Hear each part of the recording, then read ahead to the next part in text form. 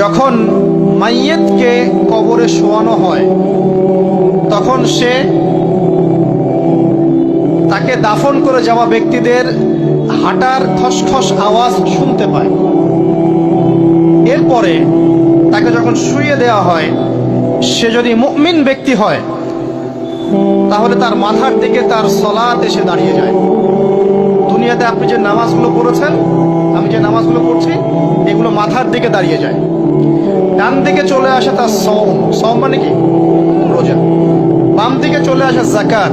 তারপরে পায়ের দিকে চলে আসবে তার আত্মীয়তার সম্পর্ক রক্ষার ইবাদত, তার এই যে অন্যান্য দান সদকা, তার নফল আমল, তার তাসবিহ তাহলিল, তার কোরআন তেলাওয়াত ইত্যাদি পায়ের দিকে চলে আসবে। এখানে একটা হাদিস এসেছে, সূরাতুল মুলক যে ব্যক্তি রাতের বেলা তেলাওয়াত করবে, কোন সূরা ভাই? তাবারাকাল্লাযী বিয়াদিহিল মুলক ওয়া হুয়া আলা কুল্লি শাইইন কাদির।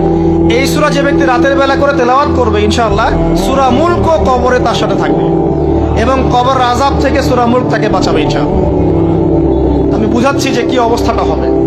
এবার দুজন ফেরেশতা মাথার দিক থেকে আসবেন, আসতে চাইবেন, সালাত বলবে এখান দিয়ে আসা যাবে না, এদিক দিয়ে আসা যাবে না। ডান দিক দিয়ে আসতে চাইবেন, এদিক দিয়ে আসা যাবে না।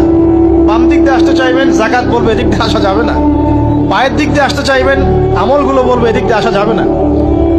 তারপরেও তারা আসবেন, চোখগুলো হবে নীল এবং কালো বর্ণ, নীলাপ চোখের, কালো। মুনকার নাকি? উঠে বসিয়ে দেওয়া হবে। এবার তিনটা